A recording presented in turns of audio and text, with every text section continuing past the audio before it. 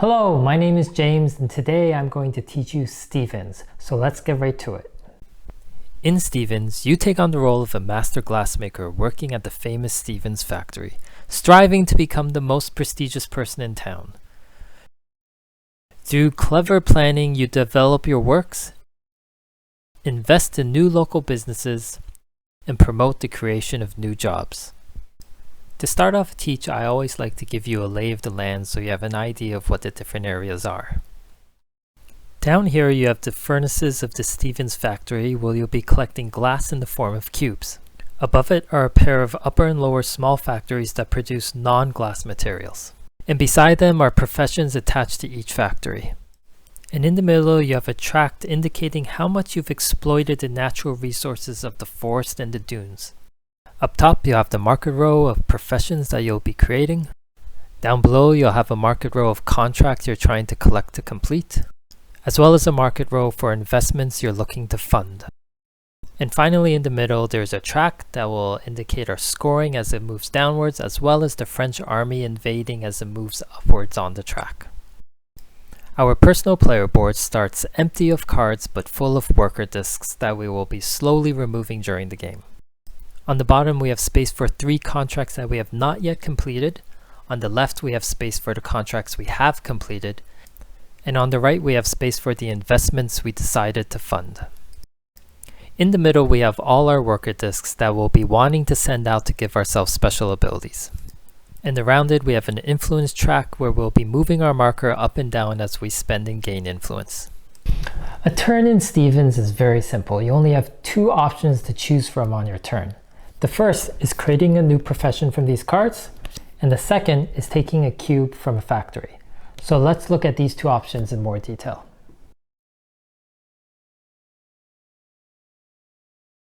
Your first option is to create a new profession by selecting a card from the market row. And when you do this, you'll take a disc from your board and pay the placement cost to place it on the card. And you're doing this so that when this card is activated, you'll gain the benefit on the bottom. Now I won't get into why you would choose one disc or another, I'll save that towards the end, but for now let's just take any of the worker discs and place them on the card. You'll now assign this profession to one of the 3 factory levels on the board. The one placement rule is that the upper levels always have to have less professions than the lower levels. So in this situation I can't place it on the upper or the middle, I'd have to place it on the bottom lower level. One of the main reasons you would want it on the upper level is because it's worth more points at the end of the game, from 5, 3, and 1 from top to bottom. Keep in mind that there are 2 types of profession cards. The red door ones have to be on the left and the blue door ones have to be on the right. You'll notice that some profession cards have 2 slots. The upper slot is the master token, and if there is space on the bottom, that's for an apprentice to work under the master. So as a turn, instead of creating a new profession, you could put a worker disc out in a lower slot. This will give you access to the benefit whenever the card is activated, but it will also provide the master token an extra point at the end of the game. This point isn't taken away from the player who's the apprentice, it's just an extra point at the end of the game for the master. Keep in mind that you can't be both the master and the apprentice. Why? Well, because, the rule of 2.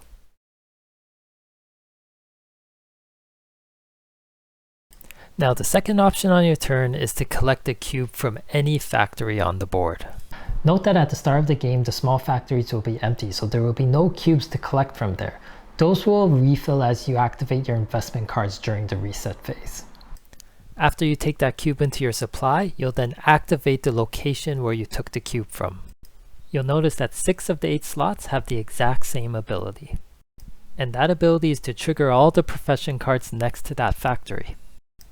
So every time a cube is taken from one of these factories, everyone with a worker token on a profession card next to it will gain its benefit.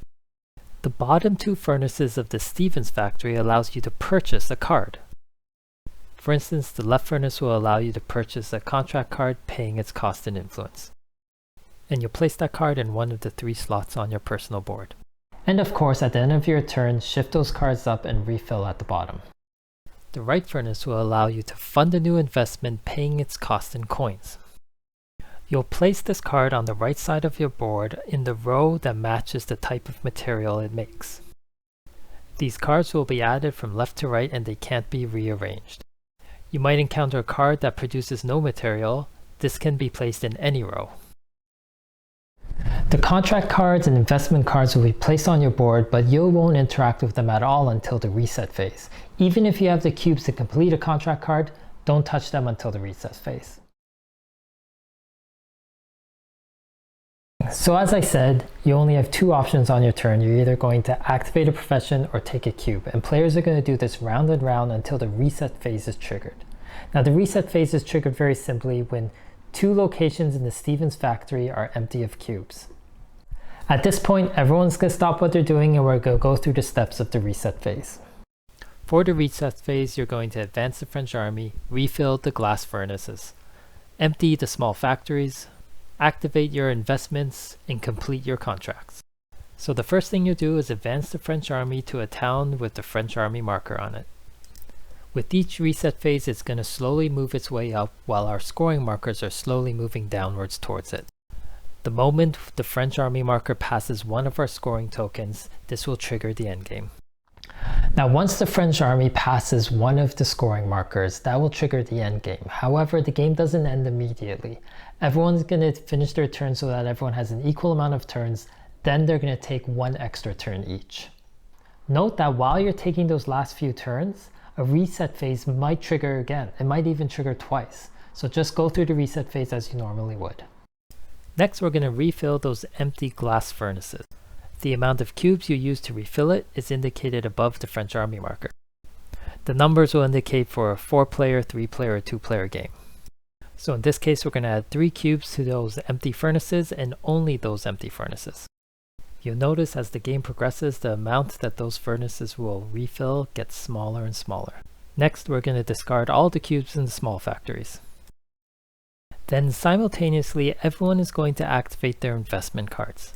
Your investment cards are activated column by column from left to right. You have to decide to activate all cards in a column or none of the cards in a column. And you make this decision for each column separately, keeping in mind that some cards may have a cost as you exploit the land to build them. If you do decide to produce with that card, move your token down the forest or dune track. So you may forego the benefits of activating an investment because you don't want to go further down on those tracks. Now all those products that you produced are going to be sent to refill the small factories, and you'll be gaining all the rewards indicated for each cube you put out. For the most part, this is how you get income for the game. The last thing you're going to do in the reset phase is complete your contracts. If you have the requirements, cash them in. Then move the card to the left side of your board in the matching row. Keep in mind that the products you produced using the investment cards can't be used for your contracts. Those are only used to refill the small factories. These cards are going to score you points at the end of the game, but let me explain to you how they score right now. You're going to evaluate each column separately, and each column is going to score based on the number of cubes on the cards times the number of cards themselves. So the first column is giving us a whopping 18 points. Now that we've completed the reset phase, let's talk about those discs. Each disc gives you a certain ability, and the first ones we'll talk about are the ones located on this influence track because they're blocking your way from gaining more influence. So as you remove those discs, you'll get to gain more influence over the game. The left collection of discs are giving you ways to gain points at the end of the game. You can gain 1 point for each influence you have, or 1 point for every $2 you have left over, or 1 point for every 2 cubes you have left over. You can also get 5 points for each set of the 3 accessory tiles you have collected. And the bottom one won't get you endgame points, but instead will get you 1 point during every reset phase. However, you'll notice that there's these branches forming out from this bottom one. That's because this bottom one has to be unlocked first before any of the others can be. Now on the right side of the board, we're going to have discs that will give you game-changing abilities. The first one will allow you to wipe the left 2 or right 2 profession cards on the market row. You'll do this at the start of your turn, so you can still decide to do a different action if you see something that you don't like. The second ability will allow you to break the placement rules of playing down profession cards. So now you'll be able to play down cards even if it makes your row equal to the amount of cards below it. The next 4 discs involve the contract and investment cards. First one allows you to replace any cube needed for a contract card with 2 cubes of the same color. And the next one will allow you to take 2 cards instead of 1 when gaining a contract card or an investment card. This one will allow you to wipe out the lowest cost card in a market row, allowing you to get the further down cards for a little bit cheaper. And the last one allows you a discount of 1 coin or 1 influence for any card that you buy. And finally, the right 3 discs allow you to increase the amount of cubes you can collect from a small factory. Normally you can only collect 1 cube, but as you remove these discs, you can collect 2, 3, or 4 cubes from the same factory location. You'll notice this symbol beside the 3 spot. This means anytime you collect 3 or 4 cubes from a location, instead of activating that location's ability, you can activate the ability of an empty furnace in the Stevens factory. And I think that's everything you need to get started playing Stevens. For those of you who want to know a little bit more about setup, I'll go through that really quickly at the end just for you. I made this video just for fun because I love teaching games. So if you enjoyed the way I taught this game, please leave some comments below to encourage me to do more. Maybe I will, maybe I won't, who knows? We'll see. Thank you for watching this video, and I hope to see you all again.